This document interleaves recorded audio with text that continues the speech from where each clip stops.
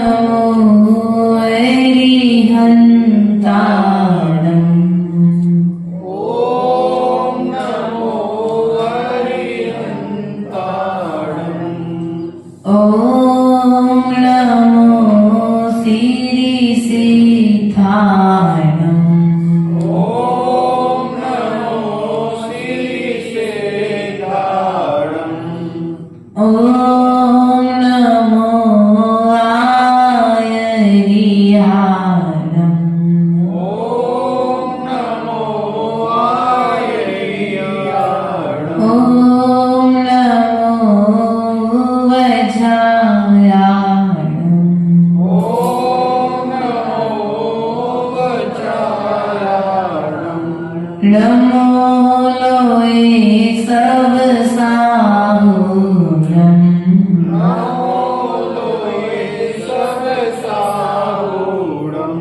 नमो लोये सर्वसाहुरम् नमो लोये सर्वसाहुरम् तीन भुवन में सार वीतराग विज्ञान का शिव स्वरूप शिव का नमो त्रिलोक संहारी गुरुः पांतिरो नित्यं ज्ञान दर्शन नायका चारित्राण गंभीर मोक्ष मार्ग उपदेशिका।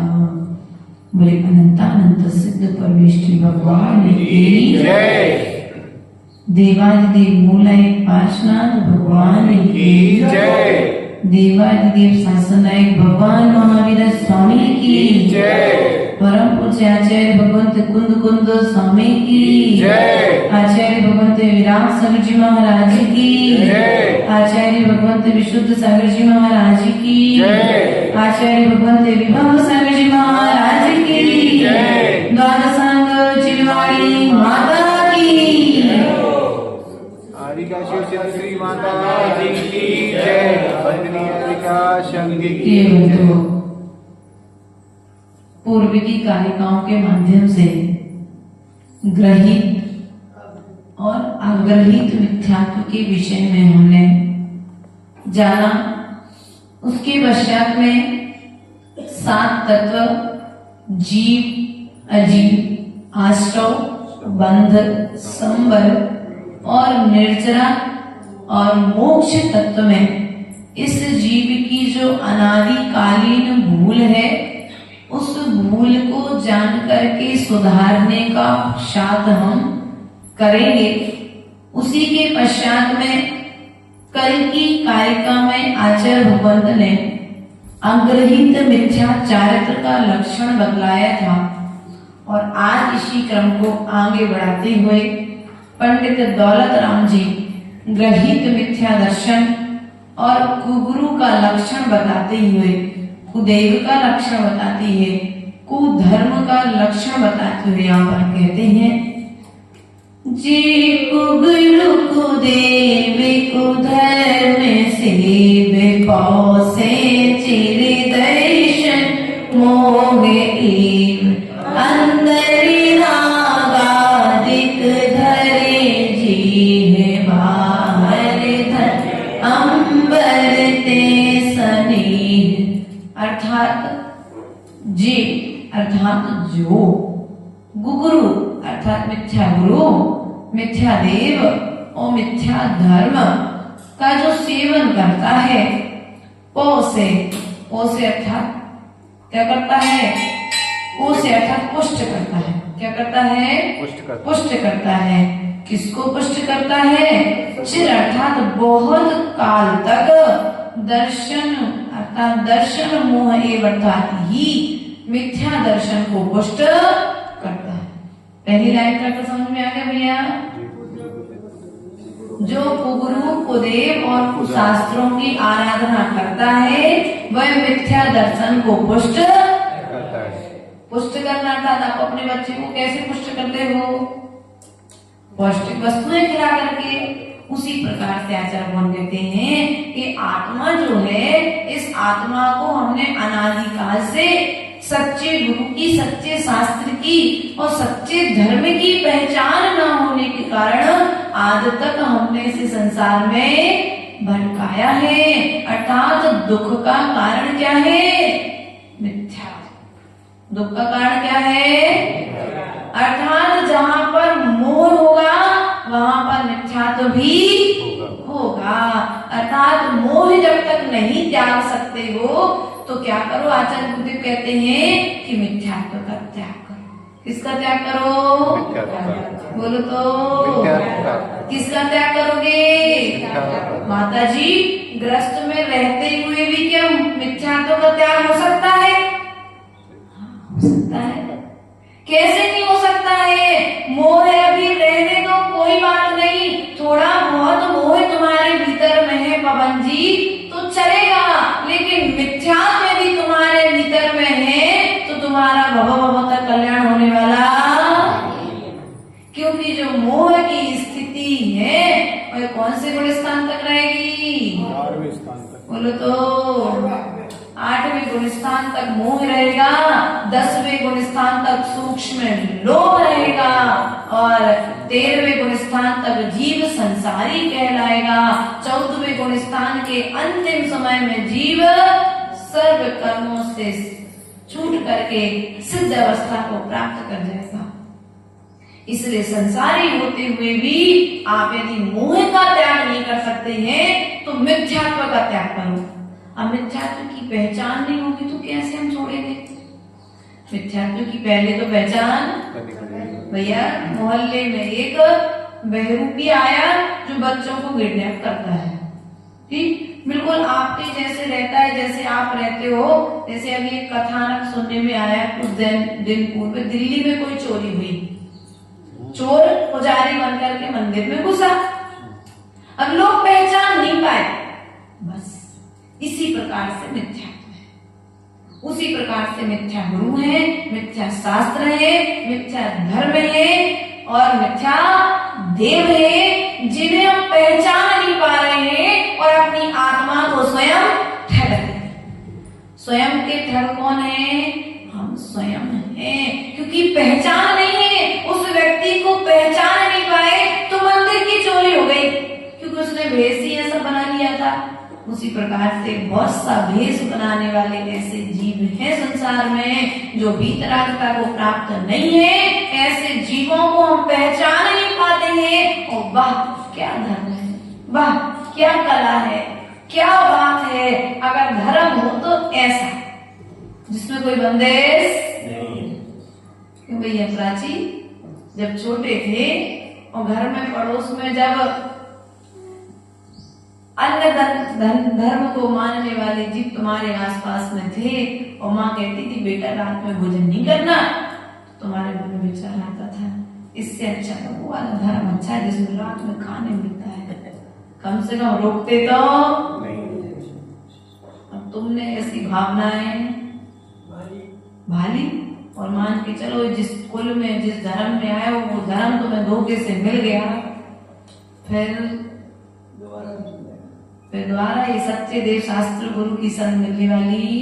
लेकिन आज हमें मिली है, हम सोच रहे हैं बहुत आसानी से मिली है। पहली धार में हमने देखा कि हमने त्रेंच गति में, नरक गति में, मनुष्य गति में, देव गति में कितने कितने दुखों को उठाया है, तब कहीं जाकर के हमें सच्चे देव और शास्त्र की शरण मिली है। और लेकिन मिल तो गई है, इसकी कद्र विश्वास ही नहीं है हमें। अब जब विश्वास नहीं है तो जो तुम्हें दूसरा कहेगा उस बात पर तुम जल्दी विश्वास, क्योंकि व्यक्ति को आज स्वतंत्रता चाहिए। स्वतंत्रता तो जैन दर्शन में भी है, लेकिन जैन दर्शन में स्वच्छंदता नहीं है। क्यों भैया? स्वतंत्रता है लेकिन स्वच्छंदता, लेकिन हम स्वच्छंद होकर के जीना चाहते हैं। स्वतंत्रता तो आकाश में उड़ने की पतंग को भी दी थी, लेकिन डोर व्यक्ति ने अपने हाथ में। उसी प्रकार से तुम्हें सब तरह का जीवन जीने की छूट है, लेकिन भीतर में विश्वास रखना। ये जो तुम रात्रि भोजन कर रहे हो, ये जो तुम बाहर के अभक्ष्य भोजन कर रहे हो, नाना तरह के जीवों के चरणों में नतमस्तक हो रहे हो, इतना विश्वास रखना कि ये मिथ्या तो है, और मिथ्या दृष्टि जीव संसार में परिभ्रमण करता है, 70 कोड़ी सागर तक संसार में भटकता रहता है। कितने कोड़ी सागर? 70 करोड़ पे करोड़ का गुणा कर दो, ऐसा कोड़ी सागर पर्यंत तक। देव गति की आयु कितनी है? 33 सागर अधिक से अधिक। देवों की आयु 33 सागर, नारकियों की आयु 33 सागर, मनुष्यों की आयु 120 वर्ष यदि पूरी मिल गई, वो भी अगर मन मिल गई तो। और लगभग 63 गति के जीवों की आयु 20 साल 25 साल, इससे ज्यादा नहीं रहती है। ऐसे दुख भोग करके अपन आ गए, उसके बाद में भी आज क्या है हमारी स्थिति? विचार करो एक बार। और ये मोह की मिथ्यात्व की दशा 70 कोड़ी सागर पर्यंत हमारे साथ में चली आ रही है। हम देव पर्याय में रहे तब भी हमसे मिथ्यात्व नहीं छूटा, हम मनुष्य में आए तब भी मिथ्यात्व नहीं छूटा, त्रिवेंद्र में रहे तब भी मिथ्यात्व नहीं छूटा, नरकों में रहे तब भी मिथ्यात्व नहीं छूटा है। इसलिए तुम्हें पंचम काल में जन्म लेना पड़ा है। अर्थात आचार्य भगवंत ने सिद्धांत ग्रंथों में कहा है, पंचम काल में उसी जीव का जन्म होता है जो मिथ्या दृष्टि होता है। सम्यक दृष्टि जीव का जन्म पंचम काल में। इस बात का विश्वास रखना, चाहे विभव सागर जी हो, चाहे विराट सागर जी हो, चाहे विद्या सागर जी हो, पूर्व में मिथ्या दृष्टि थे तो पंचम काल में आना पड़ा। लेकिन ध्यान रखना, उनने पंचम काल में जन्म तो लिया, लेकिन जन्म का फल सम्यक दर्शन, सम्यक ज्ञान और सम्यक चरित्र को प्राप्त कर लिया। कोई बात नहीं, हमारे लिए कम से कम जन्म मिल गया है। इस जन्म को हम दर्शन ज्ञान चारित्र से श्रृंगारित करके, सजा करके समाधि मरण पूर्वक समाप्त करेंगे। लेकिन हम क्या है, भूल गए मस्त। वे हंस क्यों रहे? जन्म तो हमने किया है ना, भूल गए हम पिछली गतियां, क्या क्या कष्ट। कितना अच्छा लगा मामी बोले में, लेकिन जैसे ही थाली में रसगुल्ला आओगे फिर भूल जाते डायबिटीज है खाने। ऐसे ही हमारी स्थिति होती है। जब हमारे जीवन में संकट आता है, उस समय अनंत देव की शरण को छोड़ करके हम अन्यत्र बोलो तो सबसे पहले कब जीवन भर तो हो गया है भगवान की भक्ति करते करते, भगवान ने हमें क्या दिया? ध्यान रखना, तुम कुंडली दिखाने जाओ, चाहे अगरबत्ती लगाने जाओ, जब तक तुम्हारा भीतर में स्वयं का साता वेदनी कर्म को नहीं आएगा, तब तक तुम्हें कोई भभूति वाला तुम्हारा कल्याण नहीं कर सकता। कर सकता है क्या? नहीं कर सकता है। इस मार्ग पर विश्वास रखो। जब तक हम पूजा कर रहे हैं, पाठ कर रहे हैं, तो तुम्हारा अभी कोई बात नहीं। कम से कम जितने समय तुम धार्मिक स्थल पर हो, उतने समय तुम असाता का बंध तो अब साता का बंद कर रहे हो, अर्थात सुख का बंद कर रहे हो, अशुभ की क्रियाओं से छूटे हो, शुभ में लगे हो, तो वह जो दुख है वह भी सुख रूप में परिवर्तित। लेकिन कितना धैर्य, यहाँ तकलीफ हुई कि तत्काल क्या कहा? ग्रहित मिथ्या तथा कुगुरु का स्वरूप। कुगुरु का स्वरूप अर्थात यहाँ पर आप लोग जानते हैं कुगुरु कहते हैं गुरु जो वीतरागता से सहत हैं, जो राग द्वेष से रहत हैं, जो कभी श्राप नहीं देते। क्या बोलो तो? जो कभी दूसरे के विषय में बुरा बददुआ। अखिलेश के घर के बाहर एक बाबा जी भीख मांगने आए। अखिलेश ने कहा भैया हमें नहीं दे रहे हैं, बहुत जल्दी में हमें जाना है, हॉस्पिटल में कुछ काम है। अब सामने वाला अड़ गया, तुम तो हमें दो। अखिलेश ने नहीं दिया, तो उसने क्या कहा? श्राप दे दिया, उल्टी सीधी तो बददुआ। ध्यान रखना है, ऐसे ऐसे जीवों के लिए आचार्य ने कुगुरु कहा है, जो सपने में भी यदि किसी दूसरे का बुरा सोचता है, दूसरे के प्रति बुरा कहता है, अपने कार्य की सिद्धि न होने पर श्राप आदि दे देता है, उन्हें कुगुरु कहा है। वो सच्चा गुरु हो ही नहीं सकता, क्योंकि गुरु का स्वरूप तो यह है कि जो अंधकार से प्रकाश की ओर ले जाता है वह गुरु कहलाता है, और जो अपने कार्य की सिद्धि ना होने पर अपने शिष्य को अंधकार में डाल दे वो गुरु नहीं हो सकता है, वह कुगुरु ही है, अर्थात कुशिक्षा देने वाला, कुमार्ग बताने वाला। सच्चा मार्ग जो नहीं बता रहा है वह कुगुरु है। चले भले ही वितराग मार्ग पर आ जाए, और यदि फिर भी जानते हुए भी शिष्य को सही बात नहीं सिखाता है, सही बात नहीं बताता है, तो बाहर में तो वह सच्चा गुरु रहेगा, लेकिन भीतर की भावनाएं तो वो स्वयं। यदि मैंने इन्हें मार्ग का दर्शन करा दिया, साधु की चर्या कैसी होती है, तो कल से फिर मोबाइल हमें नहीं, हमारे मोबाइल में बात आ जाएगी। इसलिए साधु लोग, कई साधु, कई श्रावक, इसलिए प्रिय बंधु, हम तो ऐसा कहना चाहेंगे, कम से कम भीतर वालों से तो ठीक है, अपन भीतर की बात भीतर वालों को सुधार लेंगे, लेकिन बाहर वालों से तो पहले तो बाहर वालों से तो भैया घर की चार दीवारी की बात तो हम चार दीवारी के अंदर संभाल लेंगे, लेकिन हमारी स्थिति ये है कि हम सच्चे जो थोड़ा बहुत यदि प्रमाद करते हुए दिख जाते हैं, तो हम उन्हें छोड़ करके जो बिल्कुल ही प्रमाद कर रहे हैं, पूर्ण रूप से प्रमाद कर रहे हैं, उनकी शरण में बताओ भैया है। अब समझदारी की असमझदारी। इसलिए प्रिय बंधु, ध्यान रखना, जिनके चरणों में तुम जा रहे हो, ध्यान रखना, जिनके चरणों में तुम्हें थोड़ा बहुत प्रमाद दिख रहा है, उस प्रमाद का परिमार्जन करके त्याग कराया जा सकता है, लेकिन हमने प्रमाद का त्याग तो नहीं कराया।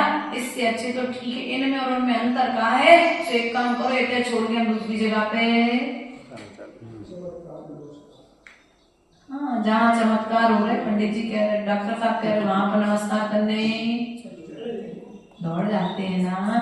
बल्कि जैन दर्शन ऐसा नहीं कहता है, जैन दर्शन तो ये कहता है कि तुम्हें चमत्कार को नमस्कार नहीं करना है, तुम्हें अपने नमस्कार में चमत्कार पैदा करना ही तो जैन की पहचान है।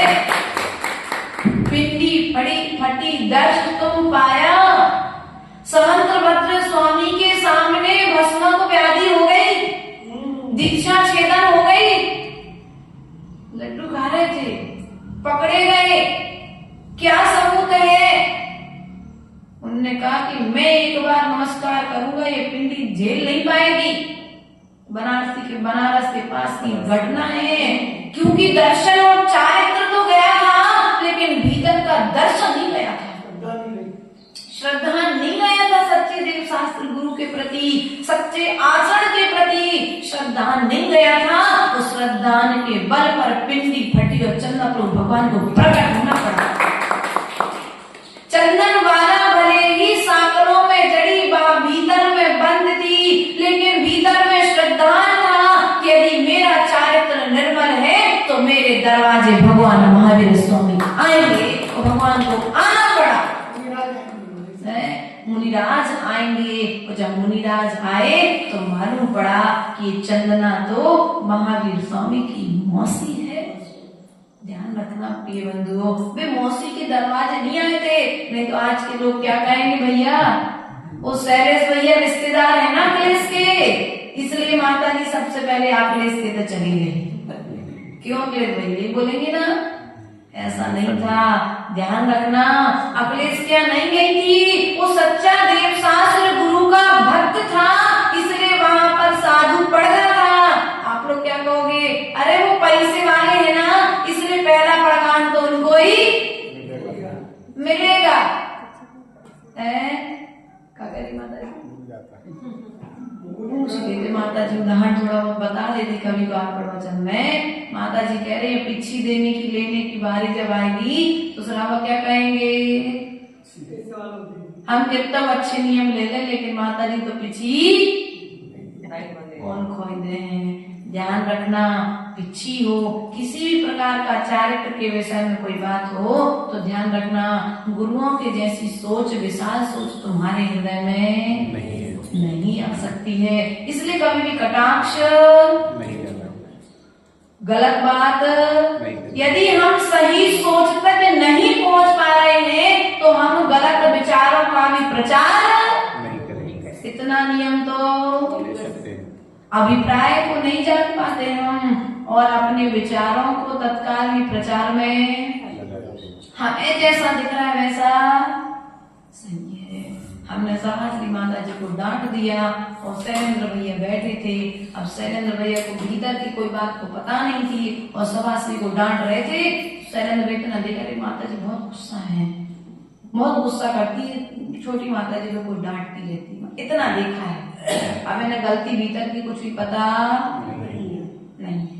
अभी बाहर में अपने विचार के अनुसार बाहर में अपने विचारों का प्रचार, अब भीतर में शैलेश भैया है उनको पची नहीं, भैया बड़े भैया ऐसी बात कह रहे तो जरूर कछु ना कुछ बात तो शैलेश भैया ने भीतर आके माता जी आज बात क्या है, कुछ नहीं, हम तो बड़ी नॉर्मल की उनको डांटा, हम तत्काल लेको गए हुआ नहीं। सही तो तुम लोग कहेंगे सच में ऐसा हुआ है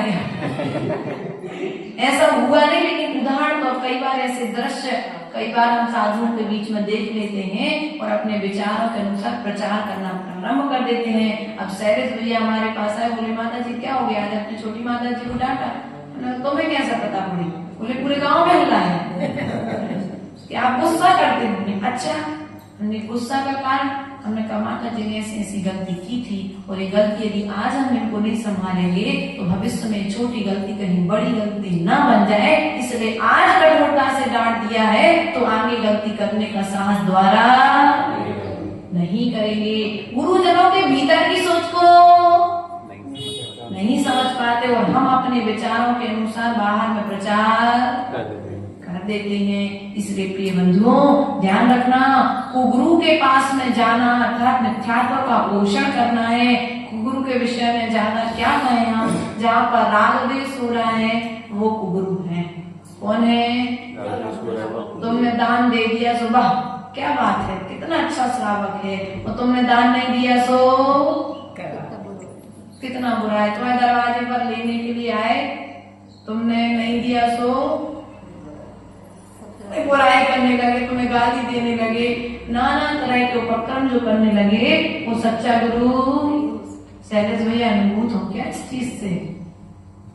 आपके पास तो बहुत लोग आते होंगे और आपको बहुत सुननी पड़ती होगी, लेकिन ध्यान रखना उनकी कोई असर होने वाला नहीं है, क्योंकि तुम्हें मालूम है कि जो राग द्वेष से सहित है वो हमारा हितैषी हो नहीं सकता, हमारा पाप कर्म का उदय रहेगा।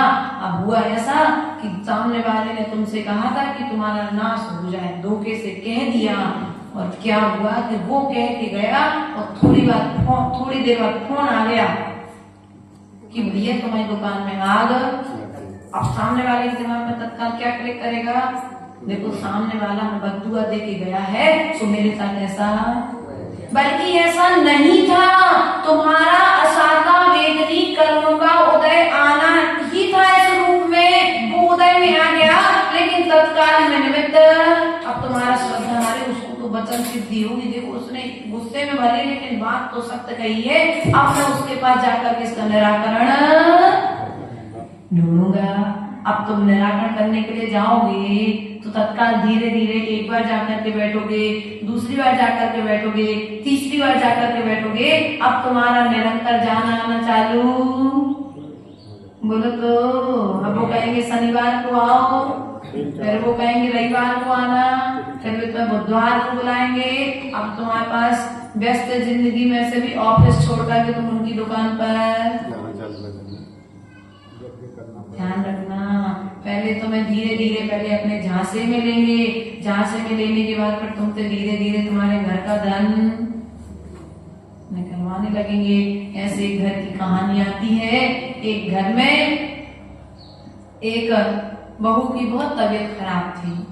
ध्यान रखना, असाता वेदनी कर्म का उदय है पंडित जी साहब। एक घर में एक बहू की बहुत तबीयत खराब थी। तबीयत खराब थी तो सास ने पूरे मंदिर में गई, मेरी बहू की तबीयत खराब है, पता नहीं कहा वो जैसो चाहे बोलत रहे थे। अब डॉक्टर को दिखा देते। गर्मी चढ़ गई थी, टाइम पे तुमने खाने दिया नहीं, उसका ध्यान उस समय रखा नहीं। जब तुम्हारे घर में थी तो तुम्हें व्यवस्थित खिलाना पिलाना था, बल्कि दिन रात उससे काम कराते रहे। और काम कराने के साथ साथ काम अच्छा भी किया, उसकी बुराई करते रहे, उसे 4 बातें सुनाते रहे। सब दिमाग। अब किसी ने कह दिया कि भैया ऐसा ही उनके घर है, पड़ोसी के घर की बहू के बहुत सो बे होते हैं, गई थी सोते बे ठीक हो गई। अब हम क्या करेंगे पवन जी, क्या करेंगे तत्काल? पहले तो आएंगे हमारे पास, हम कहेंगे भैया कहीं नहीं जाना, उनको भगवान आराध्य देव की शरण लेना है। लेकिन फिर तो क्या है, महाराज जी माता जी तो रोकते ही रहते, उनको तो काम ही है ऐसे। जैसे हमने ड्यूटी बना के रखी हुई तमाम घर में कर रही थी, उनको तो काम ही है ऐसा। कुछ नहीं है भैया, वे तो उन्हें जो कह रहे सुन लो, एक कान से सुनो, लेकिन अपन को जो करने वही करने हैं। तो एक काम करो, 2 जने सवेरे उठ के चले जाइए। गए होते फिर सुनने कही ठीक है बेटा, हम तुम्हारे घर पे कल आते हैं सुबह। अब वे आए घरे, उनने कहा मैं बहू से थोड़ी देर अकेले बात करनी है। तो उनने सब पूरे परिवार वालों को बाहर निकाल दिया और उन्होंने कहा कि एक काम करना, तुम्हारे घर में जितनो सोनो चांदी हुए, क्योंकि जो बाधा आएगी वो इन सब चीजों को गड़बड़ खराब कर सकती है, तो एक टंकी में भर के सब एक जगह रख देंगे, है ना। सुनने ठीक है, जितनो घर में पैसा तो सोनो चांदी तो सब एक टंकी में भर के रख दिया। बाबा जी आए, बहू को अंदर कमरे में बाबा जी के साथ में छोड़ दिया। पर बाबा जी ने क्या किया, बाबा जी ने थोड़ी देर बहू को झाड़ा फूकी की और बोले उसको कुछ सूंघा उंघा करके सुला दिया। बाबा जी ने सुला दिया। सुलाने के बाद उन्होंने कहा देखो अब हम 1 घंटे बाद बाहर निकलेंगे, कोई हमारे पीछे नहीं आना, है ना, कोई हमारे पीछे, और 2 दिन तक उस घर में कोई प्रवेश नहीं करना। ठीक है, सबने ऐसा ही किया। 2 दिन तक घर की तरफ मुड़ के भी। अब जब बाबा जी घर से निकल रहे थे तो टंकी ले जा रहे थे, तो बोले अरे हल्ला नहीं करना, वो टंकी में मैंने भूत, जो भूत तुम्हारी बहू को लगा था वो भूत मैंने कहा में भर लिया है, टंकी में भर लिया है, हमें से छोड़ के 2 दिन बाद वापस। अब बताओ बाबा जी वापस आएंगे क्या? ऐसे हम भी झांसे में फंस जाते हैं। जब घर के अंदर आकर के देखा तो सिर पे हाथ रख के रोने लगे, भैया सब बर्बाद हो गया, कम से कम हम डॉक्टर को दिखा लेते। नींद की गोलियां जो डॉक्टर आजकल देते हैं, मतलब डिप्रेशन, ओवर सोच के कारण व्यक्ति को जब ये परेशानियां हो जाती हैं, कभी कभी अशाता वेदनी कर्म का उदय आ जाता है। पंडित जी ने कल प्रश्न किया था, माता जी भूत सबको लग जाता? ध्यान रखना पंडित जी, हमने तत्काल उदाहरण दिया। पारसनाथ भगवान के समय में हजारों लाखों जीव रहे होंगे, लेकिन पारसनाथ और कमट का ही कोई पूर्व जन्म का उदय था, उस व्यंतर ने परेशान किया, बाकी किसी को परेशान। तो जिसका कोई पूर्व जन्म का कोई साथी होता है तो वो उसके लिए परेशान करता है। ये भूत भी हर किसी को आके परेशान नहीं करते हैं, लेकिन हमारी मानसिकता में तो सास यदि अपनी गलती देख ले तो कुगुरु के चरणों में नहीं जाना पड़ेगा, कुदेव के चरणों में नहीं जाना पड़ेगा, कुधर्म का सहारा। अरे भैया देखती कि 1 महीना उसको खाने नहीं दिया ढंग से, जब से आई है तब से उसको लगातार खाने बैठे तो पीने बैठे तो घर का कोई अच्छा बुरा काम करे तो उसमें उसको 4 बातें तो चिपकाना ही है। और जब 4 बातें चिपकाओगे उसकी बुद्धि तो अपने आप खराब। बल्कि हमने अपनी गलती नहीं देखी और क्या हुआ, अपना परिवार अपने हाथों से नष्ट कर दिया। इसलिए माताओं ध्यान रखना, पहले की बहुओं की कैपेसिटी बहुत अच्छी थी, कि सास की भी सुन लेती थी, पति की भी सुन लेती थी और ससुर की भी सुन लेती थी, समाज की भी सुन लेती थी, लेकिन फिर भी उनका दिमाग खराब। आज का ये थोड़ा सा समय बदल चुका है, थोड़ी सी तुमने कोई बात कही नहीं, उन्हें तत्काल हाइपर टेंशन होता है और दिमाग काम करना, तो व्यक्ति कुछ का कुछ भूलने लगता है। इसका उपाय ये है कि सामने वाले को प्रॉपर नींद दो। क्या दो? सामने वाले को। ये सोया कितने दिन से नहीं है, आप डॉक्टर को दिखाओ, सबसे पहले क्या बोलेगा वो? सोया कितने दिन से नहीं है, इसने खाया कितने दिन से नहीं है। सोने और खाने का इलाज करना था, सो तुमने क्या किया? हर दवाई हर जगह पर यूज नहीं होती है। बुखार की दवाई अलग होती है, सिर दर्द की दवाई अलग होती है, बीपी की दवाई अलग है, शुगर की दवाई अलग है, लेकिन तुमने क्या किया? सबको एक साथ में कर दिया। सामने वाले ने कहा कि भैया इन्हें अभी पानी भी नहीं देना, अभी हमने सब कुछ किया है, सब कुछ बर्बाद। अब तुमने सामने वाले को खाने भी नहीं दिया, तो गर्मी बढ़ेगी की? अरे बहुत अत्याचार होते हैं, बहुत अत्याचार होते हैं, देखे भी हैं, सुने भी हैं, क्योंकि हम भी आप लोग के बीच से ही निकल करके आए हैं, तो ये परिस्थितियां समाज में रहती हुई देखने में आ जाती हैं। तो आज हम आपसे ऐसा कहना चाहेंगे कि ग्रहित मिथ्यात्व के माध्यम से आज ये शास्त्र छैडाला जी हमसे कहना चाहता है कि हे जीवो, आज के दिन तुम संकल्प ले लेना कि कभी भी किसी कैसी भी स्थिति हो जाए तो कुगुरु, कुदेव और कुधर्म की शरण में नहीं जाओगे। अब पंडित जी ने प्रश्न किया था, माता जी देख तो सकत है, देखने में समाज बदल गया माता जी है ना। सुनो तो अब तो हम प्रश्न को उत्तर में दे रहे। पंडित जी ने कल कहा माता जी देख तो सकत है।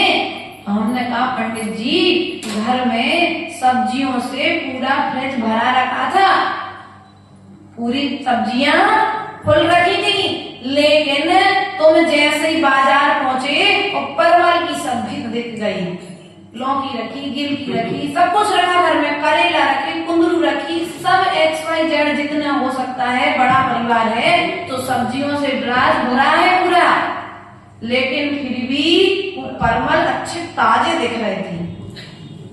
तो क्या किया? तुम लोग हंसते ऐसे करते ना तुम लोग, बस उस परवल का प्रभाव तुम्हारे ऊपर मन लेने का। यदि तुम कुदेव, कुशास्त्र, कुधर्म का दर्शन भी करते हो तो तुम्हारा मन आज देखने का हो रहा है, कल करने का। इसलिए ऐसे स्थानों पर जाना ही क्यों, देखना भी क्यों।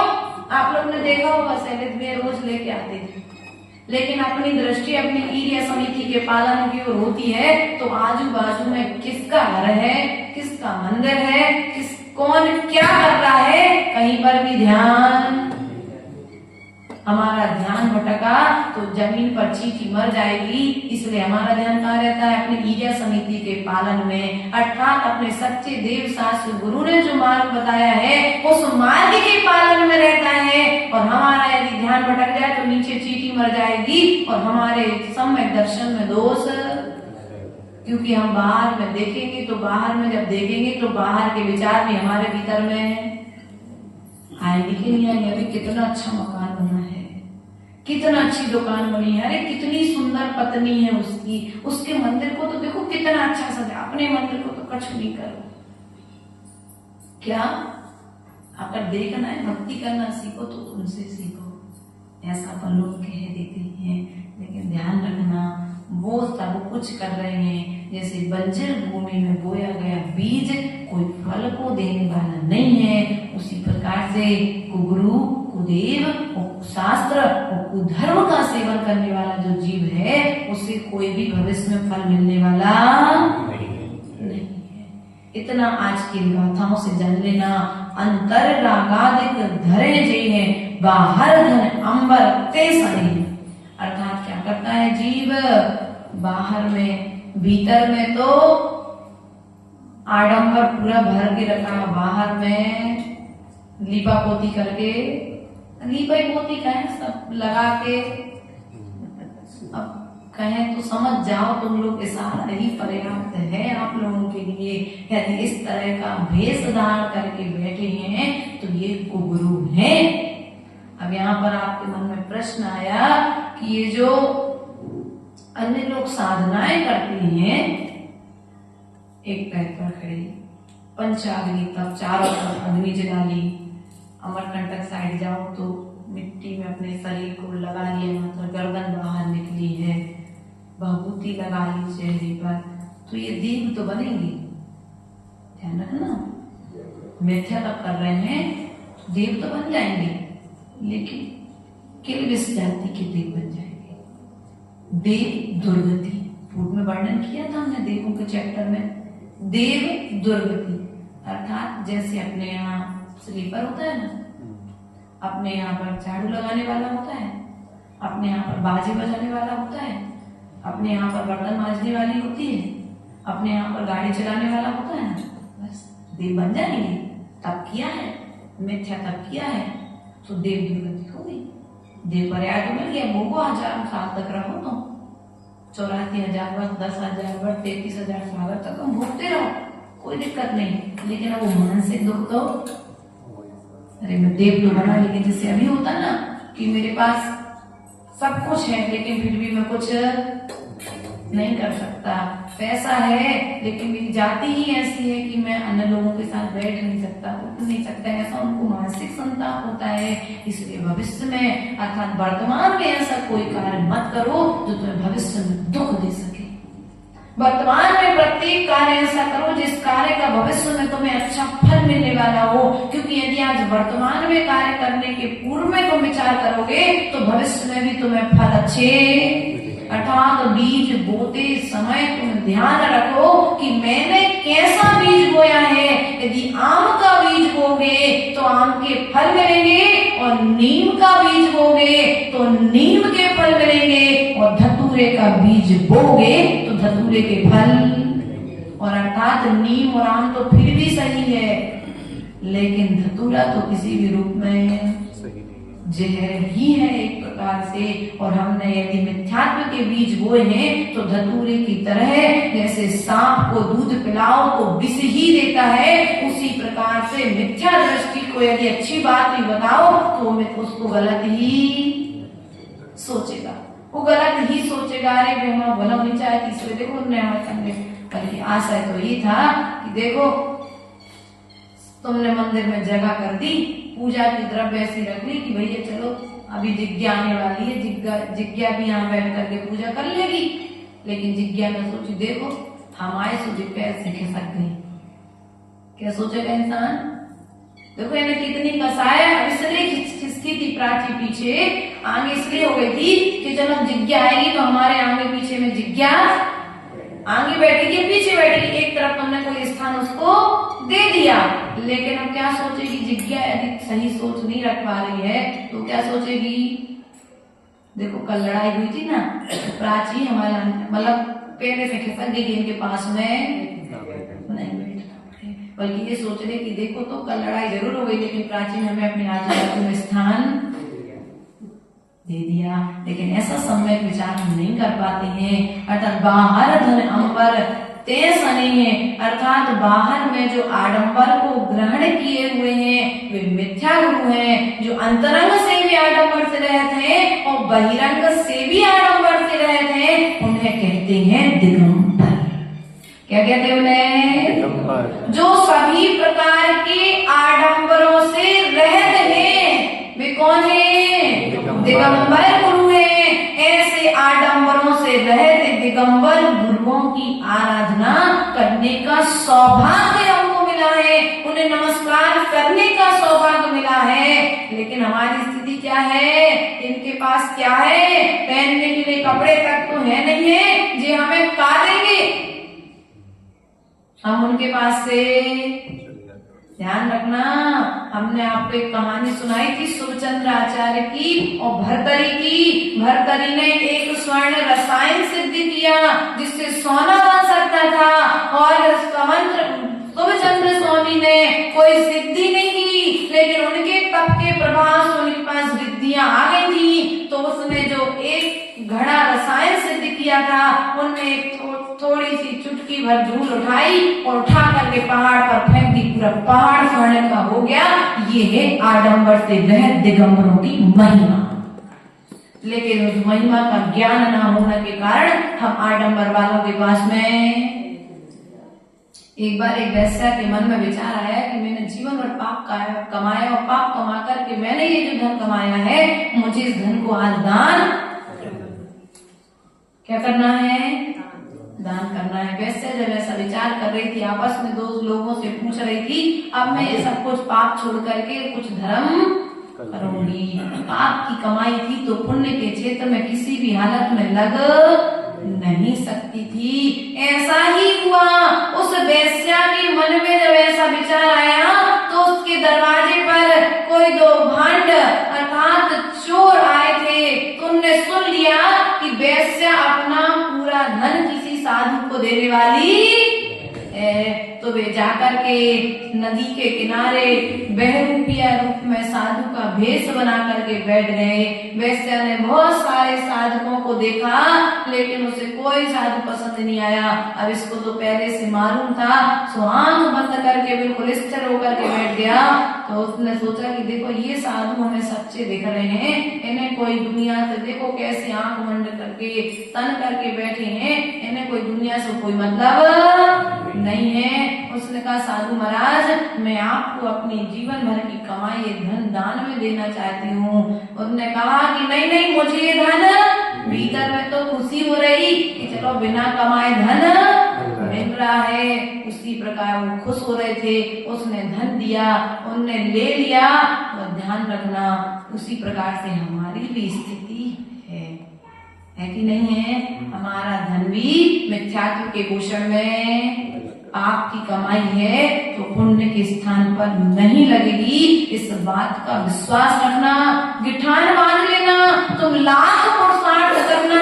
यदि किसी ना किसी रूप में वो मायाचारी छलकापट करके तुम्हारे घर में आई है, दूसरे को धोखाधड़ी करके यदि तुम्हारे घर में आई है, तो कमाई तुम्हारे घर से या तो बीमारी रूप में निकल करके जाएगी या किसी ना किसी रूप में तुम्हारे घर से बाहर चली जाएगी। तुम खूब सोचना, पहले तो हम खूब दान करते थे। छोटा सा व्यापार था, छोटी सी दुकान थी, ईमानदारी से कमाते थे। लेकिन अब बड़ा व्यापार हो गया, बड़ा बिजनेस हो गया, उतनी बड़ी मायाचारी, उतनी बड़ा छल कपट, उतनी बड़ा झूठ बोलने लगे हैं। ध्यान रखना है कि छोटा व्यापार था सो कम पाप था, अब बड़ा व्यापार है सो पाप ज्यादा है। लेकिन व्यक्ति क्या है, पाप में तो प्रसन्नता मना रहा है और पुण्य में खिन्नता मना रहा है। बल्कि ध्यान रखना, तुमने जो बड़ा व्यापार किया है, इस बड़े व्यापार के साथ साथ ईमानदारी को अपने साथ में रखना। ईमानदारी मत बेच देना। वस्तु को तो बेचना, लेकिन अपने ईमान को कभी मत बेचना। लोभ के वशीभूत होकर के व्यक्ति अपने ईमान को बेच देता है। जब ईमान को बेच देता है तो अपनों की नजरों में गिर जाता है। गिर जाता कि नहीं गिर जाता? अपने परिवार की नजरों में गिरता, अपने मित्रों की नजरों में गिरता, अपने पड़ोसी की नजर में गिरता, अपने समाज की नजरों में गिरता है। समाज उसे पर एक हीन दृष्टि से देखना चालू कर देती है। इसलिए ऐसा कोई कार्य मत करो कि जिस कार्य को करने के बाद लोगों की दृष्टि तुम्हारे प्रति बदल जाए, लोग तुम्हें गलत दृष्टि से देखने लगे। क्योंकि पहले तो तुमको साधु अच्छे परमात्मा के रूप में देख रहा था, लेकिन तुम्हारी गलत हरकतों ने उसे शैतान के रूप में दिखाना प्रारंभ कर दिया है। इसलिए कुगुरु, कुदेव और कुशास्त्र जो आडंबरों से सहत है, अर्थात बेईमानी की कमाई थी, वो पाप की कमाई थी, सो पापी के हाथ में चली गई। धारे कुलिंग लही महत भाव, और जो क्या है, कुलिंग का धारण किए। किसको धारण किए हैं? कुलिंग अर्थात खोटे खोटे भेषों को। क्या कर रहे हैं? खोटे खोटे भेष। आप लोग जानते हैं, उल्टे सीधे जो रूप बना लेते हैं, कोई बंदर का रूप, कोई शेर का रूप, कोई है बहरूप भी है। नहीं देखो अभी अब तुम लोग समझदार हो अभी अपने हिसाब से, है ना। बहुत सारे भेष बनाते और अपन देखते भी हैं बाजार में। अपने पास में आते हैं दुकानों पर चंदा आदि करने के लिए, हंटर मार रहे अपने शरीर में, 5 रुपये दे दो भैया, हंटर अपने, क्या है ये, अपने शरीर को तुम तकलीफ दे रहे हो 5 रुपए कमाने के लिए। अरे जब हंटर की तुम मार सहन कर सकते हो तो किसी क्या होते गले वाले के पास में जाते और बोरा ढोते सो पैसा कमा लेते। तुम 10 रुपये कमा रहे, तुम दिन में 1000 रुपये कमाते, है कि नहीं? लेकिन अपनी सामर्थ्य को हंटर मान के, मतलब कुबुद्धि, उनको इतनी बुद्धि नहीं है कि हम अच्छा भी काम कर सकते हैं। डमरू बजा करके तुम लोगों के दरवाजे पर जा रहे हो, तालियां बजा करके तुम मांग रहे हो, अरे भैया कुछ थोड़ा सा संग्रह कर लो, भीख भी मांगना है तो इतनी मांग लो कि तुम व्यापार कर लो। लेकिन अब तुमने क्या हो, भीख को ही अपना बिजनेस बना लिया। क्या किया? भीख को ही बिजनेस बना लिया। बिना कुछ करे यदि डमरू बजा के मिल रहा, हंटर मार के मिल रहा है तो कोई दिक्कत नहीं, हम सहन। ध्यान रखना, ये है लोगों की प्रमाद पूर्ण चर्याएं। धारे कुलिंग लही महत भाव ते कुगुरु जन्म जल उपल नाव, अर्थात उपल नाव अर्थात क्या कहते हैं, संसार रूपी समुद्र में क्या करता है, जो खोटे खोटे वेशों को धारण करता है वे कुगुरु हैं, और वे कुगुरु संसार रूपी समुद्र में पत्थर की नाव के समान है। नाव एक तो होती है लकड़ी की और दूसरी होती है पत्थर की। अब बताओ तो पत्थर की नाव में बैठना है कि लकड़ी की नाव में? लकड़ी की नाव में। कुछ उतना ढंग से नहीं आया क्या? लकड़ी की नाव में। कौन सी नाव में बैठना है पंडितानी जी? कौन सी नाव में बैठोगे? पंडित जी की? अरे भैया पंडित जी की नाव नहीं है, या तो सत्यदेव शास्त्र गुरु की शरण में बैठना है, या फिर पत्थर की नाव गुरु कुदेव और कुधर्म की शरण में जाओ तो पत्थर की नाव है। जैसे पत्थर की नाव पानी में डूब जाती है उसी प्रकार से उस नाव भी डूबती है, उस नाव का सहारा लेने वाला भी डूब जाता है। उसी प्रकार से कुदेव कुशास्त्र और कुधर्म की शरण है, वो स्वयं भी संसार समुद्र में घूमता रहता है जीव, और दूसरा जो सहारा लेता है वो भी संसार में परिभ्रमण करता रहता है। अर्थात अनंत देव की शरण, अनंत देव का आचरण करने वाले साधुओं की शरण, अनंत देव के द्वारा बताया गया धर्म की शरण, अनंत देव के द्वारा समूह शरण में कही गई दिव्य ध्वनि अर्थात जिनवाणी की शरण को मानने वाला, अर्थात शास्त्रों को मानने वाला लकड़ी की नौका में बैठे के समान है, जो स्वयं भी पार होती है और एक किनारे से द्वीप को भी दूसरे किनारे तक ले जाती है। बस यात्रा इतनी सी ही है। मात्र आज अपन को इतना ही नियम लेना है कि मैं सच्चे देव, सच्चे शास्त्र और सच्चे गुरु की शरण के अलावा अन्यत्र किसी की शरण में नहीं जाऊंगा। बोलो तो नहीं जाऊंगा। थोड़ा जोर से तो बोलो। नहीं जाएंगे। कैसी भी तकलीफ आ जाए, कैसा भी संकट आ जाए, अपने जैन शास्त्रों में भी तंत्र मंत्र आदि की विधियां बताई गई है। अब माता जी नमोकार ग्रंथ पढ़ रही है, अभी नमोकार मंत्र का ग्रंथ पढ़ रही, ग्रंथ आया है हमारे पास में उपलब्ध है। नैमी चंद्र सिद्धांत जो पंडित जी हुए उन्होंने किया है, तो उसमें आया यदि किसी को बार बुखार आ रहा है, अब उपाय इसलिए बता देती कि अपने शास्त्रों में ये सब व्यवस्थाएं हैं लेकिन हमने ज्ञान नहीं किया इसलिए अन्यथा भटक रहे हैं। यदि किसी को बार बुखार आ रहा है तो माता जी क्या करना है, एक सफेद रंग का बड़ा सा कपड़ा लेना है, उस बड़े से कपड़े को ओम नमो लोए सब साहुडम, ओम नमो वज्रयाणम, ओम नमो आयरियाणम, ओम नमो सिद्धाणम, ओम नमो अरिहंताणम एक बार फोल्ड कर देना है। क्या करना है, उस कपड़े को एक बार फोल्ड कर देना है? और सफेद रंग का चादर लेकर के उसको क्या करना है, मोड़ देना है। ऐसा नमोकार मंत्र 108 बार पढ़ो और जिसको बुखार चढ़ा है उस व्यक्ति को खोल करके उसको उड़ा दो, सामने वाले का बुखार कुछ दिन में ठीक। ये उपाय होगा, मंत्र में है सिद्धियां।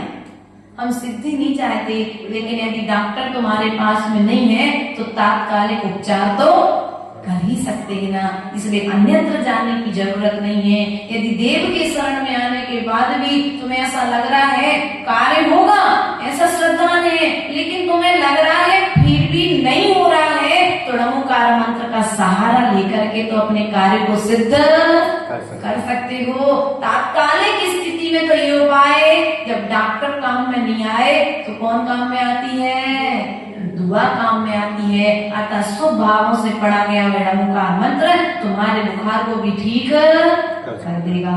इसलिए प्रयास और पुरुषार्थ हमारे लिए यही करना है कि हम अन्यत्र ना भटकें, सच्चे देव शास्त्र गुरु की शरण ही हमारे लिए मोक्ष मार्ग को बतलाने वाली है। इन्हीं भावनाओं के साथ बोले परम पूज्य आचार्य गुरु ईश्वर विभव सागर जी महाराज की जय।